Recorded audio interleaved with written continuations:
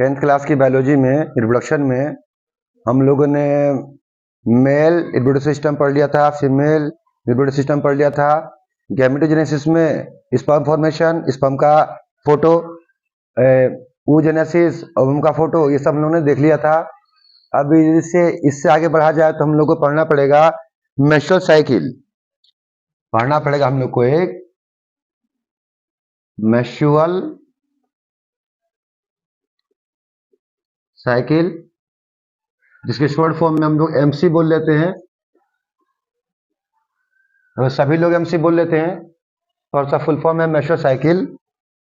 और ये एक साइक्लिक चेंज है जो फीमेल के ओवरी में और रिप्रोडक्टिव ट्रैक्ट में पूरे सिस्टम में चल रहा है, जिसके तहत ओवम का फॉर्मेशन, ओवम का फ्लोरेटिव में पहुंचना, उसका फर्टिलाइजेशन के बाद एम्ब्रियो का बनना, एम्ब्रियो का इम्प्लांटेशन, ये सब कुछ संपन्न कराने योग्य हो रही है फीमेल कब? जब उसके बॉडी में मेंस्ट्रुअल साइकिल ऑपरेट हो रहा है तब।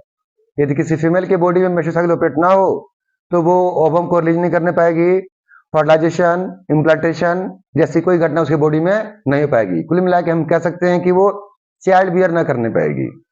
मेंस्ट्रुअल साइकिल एक ऐसा साइकिल है जो ऑपरेट हो रहा है किसी फीमेल में तो चाइल्ड बियर करने पाएगी, यदि न ऑपरेट हो रहा हो तो चाइल्ड बियर नहीं करने पाएगी। ह्यूमन बीइंग में फीमेल जब पुबर्ट होगी, जब अपना 13-14 साल का जब एज अटेंड करेगी वो, तो उसे बोलते पुबर्टी। उस दौरान ही मेंस्ट्रुअल साइकिल ऑपरेट होना चालू होगा।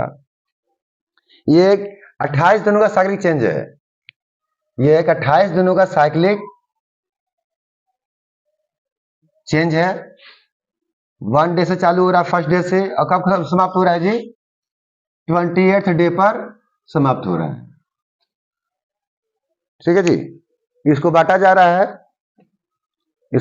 रहा है, जैसे सबसे पहला जो पार्ट होगा फर्स्ट से लेकर 5th डे तक का होगा।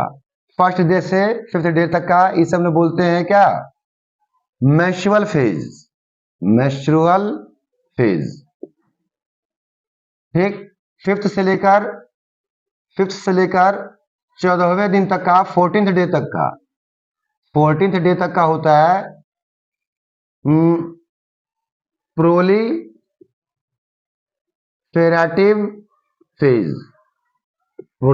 फेज। इसके बाद 14 से 16वें दिन के बीच में घटित होना है हम लोग का ओवुलेटरी फेज। और 16वें से लेकर 28वें दिन के बीच में घटित होने वाला हम लोग के यहाँ पोस्ट ओवुलेटरी फेज।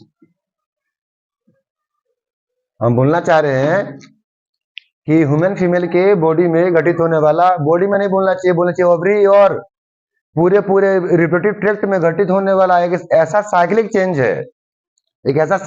है जो 28 दिन में कंप्लीट हो रहा है। उसको 4 पार्ट में पढ़ सकते हैं। सबसे पहला फेज हो गया, सबसे पहला टाइम हो गया menstrual phase, second number proliferative phase, third number ovulatory phase, 4th number post ovulatory phase. जिसमें जब देखने में आ रहा है शुरुआती 5 दिन, फर्स्ट से लेकर 5th day of menstrual cycle के दौरान क्या होने वाला है। मैंने फोटो बनाया था आप लोग के लिए ऐसा यूट्रस का, और मैंने बताया होगा कि यूट्रस की वाल में 3 लेयर है। सबसे बाहर मायोमेट्रियम, मीजोमेट्रियम, और सबसे भीतर का नाम था एंडोमेट्रियम। क्या नाम था जी? एंडोमेट्रियम। इस दौरान मेंस्ट्रुअल फेज के दौरान वेजिना के थ्रू होते हुए ये पूरा एंडोमेट्रियम वाल, इसको supplied blood capillaries, blood, mucus, और प्रेगनेंसी ना मेंटेन होने की वजह से प्रीवियस मंथ में जो ओवम रिलीज हुआ था वो डेड ओवम, इस सब का सब क्या हो जाता है जी? शेड ऑफ हो जाता है। इस सब का सब शेड ऑफ हो जाता है। इस घटना को हमने बोलते हैं मेंस्ट्रुएशन। क्या बोलते हैं? मेंस्ट्रुएशन। और उस मेंस्ट्रुअल साइकिल के उस फेज को क्या बोलते हैं? Menstrual phase. आमतौर पर जो बायोलॉजी नहीं पढ़ा हुआ है वो केवल इसी फेज को देख के पहचान सकता है कि मेंस्ट्रुएशन हो रहा है। अन्य ये प्रोलिफेरेटिव फेज, ओब्लेटरी फेज और पोस्ट ओब्लेटरी फेज, ये किसी समझ में नहीं आने वाला है। समझ में आने वाला कौन सा फेज है? मैच्योरेशन फेज, जिसको मैंने 1 से लेकर 5 तक लिखा हुआ है। इस दौरान यूट्रस की 3 वाल में से जो सबसे भीतरी वाल थी एंडोमेट्रियम, उसको सप्लाइड ब्लड कैपिलरीज, उसको supplied blood, mucus, previous month का डेड ओवम, ये सब का सब शेड ऑफ हो जा रहा है। इसी को बोला जा रहा है मैच्योरेशन। और मैच्योर साइकिल उस फेज को क्या बोलते हैं? Mature phase. इसके बाद की जो स्थिति आने वाली है, तो आप लोग को मालूम होगा यहाँ पर हमारा क्या है? ओवरी है, और यहाँ पे हमारा क्या है जी? फैलोपियन ट्यूब का ओस्टियम है। आप लोग मैंने बताया था कि within ovary there is a primary follicle which gradually convert into secondary follicle, फिर टर्शियरी फॉलिकल और मैच्योर ग्राफिन फॉलिकल बन जाता है। तो प्रोलिफेरेटिव फेज में प्राइमरी फॉलिकल जो होता है वो बनता है सेकेंडरी फॉलिकल बनता है। Secondary follicle mature graafian follicle बनता है, मैच्योर ग्राफिन फॉलिकल बनता है। कल ही बात हुआ था, ये कल वाली वीडियो में ये बात हुआ था कि ओवरी के विदिन में डिफर स्टेजेस ऑफ oogenesis के फेज पाए जा रहे हैं। उसमें कुछ प्राइमरी फॉलिकल स्थिति में है, कुछ सेकेंडरी फॉलिकल, लास्ट में क्या बनता है? मैच्योर ग्राफिन फॉलिकल, जिसमें कई सारी लेयर होती हैं। उनमें से कुछ लेयर ओवम में ही रह जाती हैं और ओवरी में ही रह जाती हैं, और ओवम कुछ लेयर लेके बाहर निकल जाता है। जिसमें कल बताया था कि vitelline membrane, zona pellucida, corona radiata, ये 3 लेयर लेके वो बाहर निकल जाता है। और बाकी अन्य फॉलिकुलर लेयर जैसे कि membrana granulosa, theca externa, theca interna, germ hill वाला पूरा पोर्शन का रह जाता है, ओवरी के अंदर रह जाता है। तो ये प्राइमरी फॉलिकल सेकेंडरी बनना, सेकेंडरी का मैच्योर बनना, दिस कॉल्ड प्रोलिफेरेटिव साइज में बढ़ना, प्रोलिफेरेटिव फेज कहा जा रहा है। इस फेज को हम लोग पोस्ट मैच्योरेशन फेज भी कह सकते हैं, क्योंकि मैच्योर फेज के बाद में आने वाला है, इसलिए क्या बोल सकते हैं? पोस्ट मैच्योर फेज भी कह सकते हैं। इसके बाद आता है क्या चीज? ये सब घटना किस हार्मोन के इन्फ्लुएंस में हो रहा है? FSH। किसकी वजह से हो रहा है जी? FSH, फॉलिकल स्टिमुलेटिंग हार्मोन, जो कि एंटीरियर पिट्यूटरी से निकलता है, पिट्यूटरी ग्लैंड के अगले भाग से निकलता है, जो फॉलिकल डेवलपमेंट सहायता करता है। मैच्योर फेज किस दिन हो रहा है? ये 5वें से 14वें दिन के बीच में हो रहा है।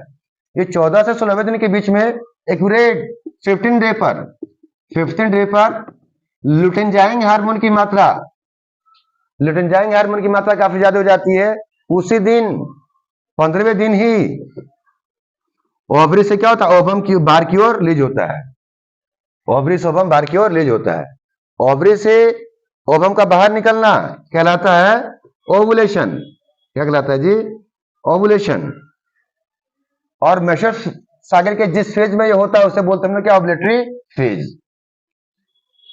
15वें दिन होता है। उस दिन लुटेनजाइम हार्मोन की मात्रा ब्लड में काफी ज्यादा होगी। उस कंडीशन को LH सर्ज भी कहा जाता है। 15वें दिन निकलकर ओवम 48 आवर वेट करता है स्पर्म का।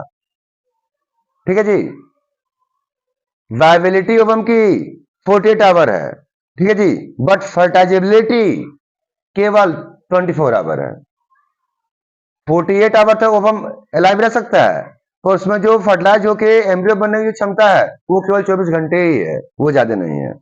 ऐसे ही दूसरी ओर स्पर्म को भी देखा जाए तो स्पर्म भी within gender tract of female 48 hour alive रह सकता है, बट उसका भी फर्टाइजिलिटी, फर्टिलाइज करने की क्षमता, वो भी 24 घंटे ही है। इट मीन ओवम का लाइफ स्पेन 48 आवर है, स्पर्म का लाइफ स्पेन 48 आवर है, बट दोनों फर्टिलाइज होकर एम्ब्रियो में कन्वर्ट होने पाए ये क्षमता केवल 24 आवर तक के लिए ही है। तो अगले 2 दिन तक वेट करेगा और किसका? स्पर्म का। यदि फर्टिलाइजेशन हो जाता है तो मैंने बताया था कि स्पर्म यहां तक पहुंचा होगा और ओवम निकल के यहां पहुंचा होगा। फर्टिलाइजेशन कहां होता है? Isthmus, mid part of fallopian tube. यदि फर्टिलाइजेशन हो जाता है तो ये फर्टिलाइज्ड एग यानी कि जाइगोट बार बार डिवाइड होते हुए मोरुला बनते हुए, गैस्ट्रुला बनते हुए, ब्लास्टुला बनते हुए कहां पहुंचेगा? यूट्रस की वाल में जाके इम्प्लांट करेगा। फर्टिलाइजेशन से और इम्प्लांटेशन के बीच में 7 डे का टाइम लगता है, 7 डे का टाइम लगता है। फैलोपियन ट्यूब के मिड से होकर यूट्रस की वाल तक आके अटैच होने की घटना में 7 दिन का टाइम लगता है। यदि हो जाता है तो हमारा पोस्ट ओव्यूलेटरी फेज क्या होगा? पोस्ट ओव्यूलेटरी फेज क्या होगा जी?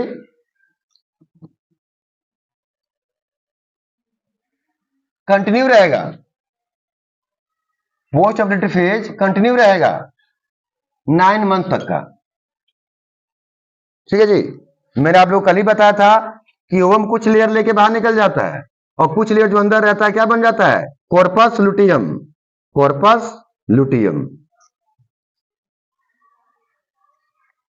इसको ल्यूटल फेज भी कहा जाता है, इसको ल्यूटल फेज भी कहा जाता है।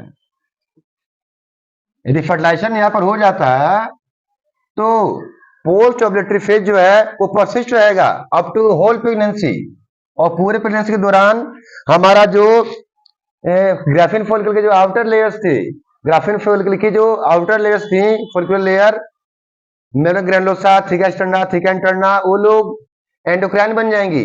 क्या बन जाएंगी? Corpus luteum. और क्या निकालेंगी?